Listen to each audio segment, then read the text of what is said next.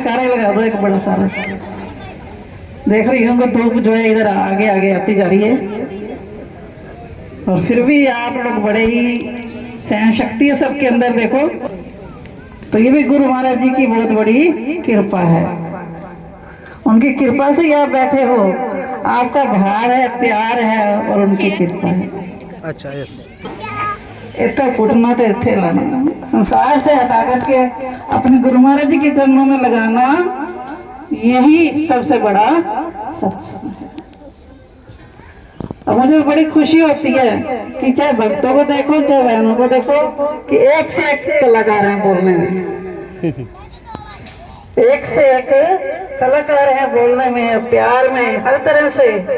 स्वामी जी ने इतनी कृपा की, इतना ये बगीचा लगाया, तो मेरे मन में एक बात आ रही थी कि स्वामी ने आश्रम बनाने के लिए क्यों नहीं कहा, क्यों नहीं आज्ञा दी, किस बात की यहाँ कमी रह रही है। हर सब कुछ बड़े अच्छे ढंग से हो रहा है, ये उनकी मौज है, क्या पता भावना यह बन भी जाए, भी कोई पता नहीं। आप लोग पुरुषार्थ करो, गुरु महाराज जी के आगे समय अनुसार हो भी सकती है, आश्रम बन भी सकता है। आपका जो प्यार है और जिस नियम से समय अनुसार हर प्रोग्राम पर कहीं भी उत्सव होता है, सारी संगत मिलके जाती है, चाहे तो जयपुर का हो चाहे आगरा का हो। नंगली पे तो पता नहीं, गुरु माई कृपा से जाना होता ही रहता है हर समय, बाकी और आश्रम में कैथल कठुआ सब जगह, तो ये उनकी कृपा से ही है।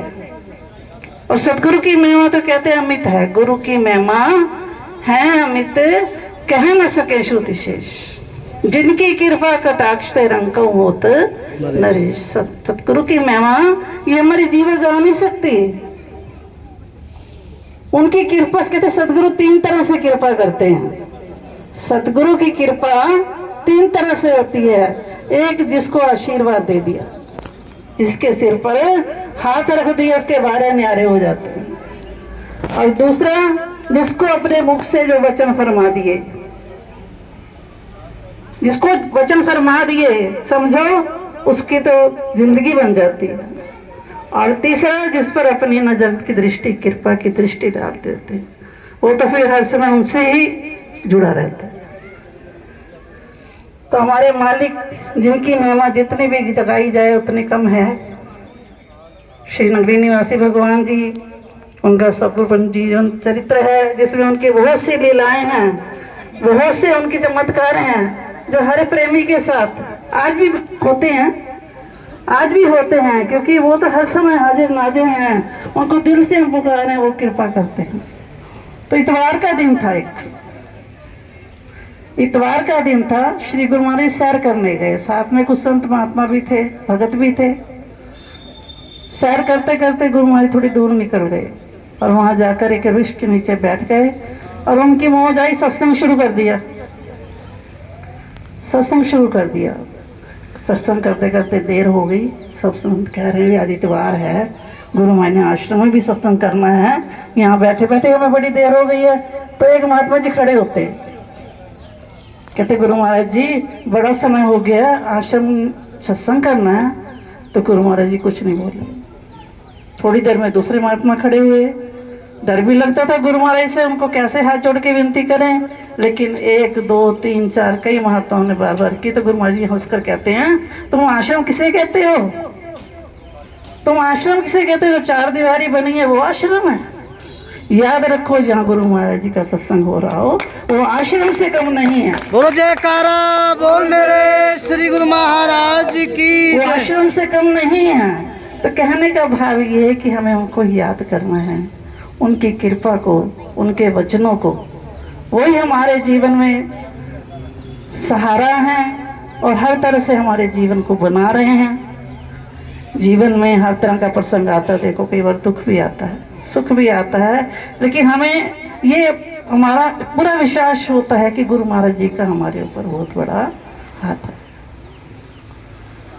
एक बार नगरी निवासी भगवान जी के पास एक व्यक्ति आया, उसका बेटा कोई डाकू उठा के ले गया। तो गुरु महाराज जी कहने लगा, महाराज मेरे बेटे को डाकू ले गए। तो वो रो रहा है, बेचैन है, परेशान है। गुरु महाराज कहते कोई बात नहीं, जाओ घर बैठ के भजन करो, घर बैठ के भजन करो। और वो सोचता है कि ऐसी अवस्था में भजन होता है नहीं। लेकिन आज्ञा थी गुरु महाराज जी की, बिना मन से जैसे वो बैठ गया।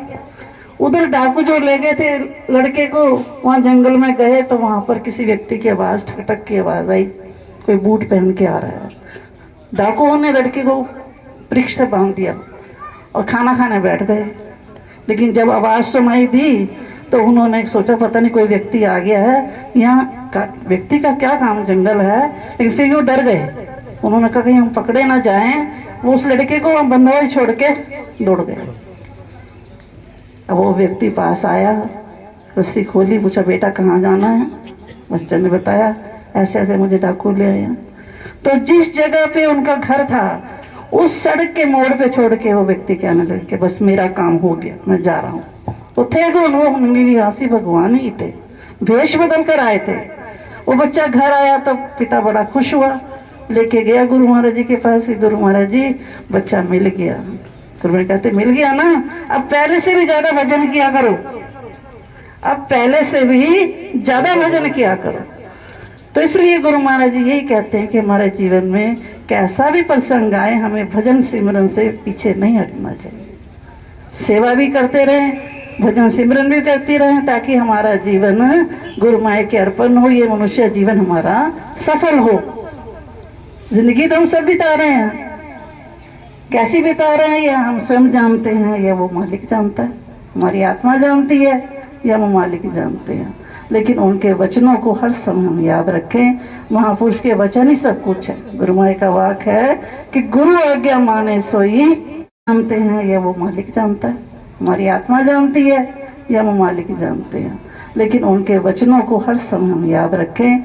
महापुरुष के वचन ही सब कुछ है। गुरु माया का वाक है कि गुरु आज्ञा माने सोई साधु। जो गुरु की आज्ञा में रहते हैं वो साधु के समान है, चाहे वो गृहस्थी हैं चाहे वो भेषधारी हैं। क्योंकि मन को साधना है, मन को ही साधना है, मन को ही उपदेश। जो मन वश भये तो शिष्य भये चहुदेश। तो समय मुझे ज्यादा नहीं लेना है, बच्चे का जन्मदिन भी है। भैया मन्नू जी के बेटे का पता लगा था, उसकी भी बहुत बहुत बधाई है। एक छोटा सा भजन महाराज जी के निमित्त, फिर उसके बाद बधाई होगी। और लंगर भी आ गया है, आप लोगों को भी भूख लगी होगी खूब। बोलो जयकारा।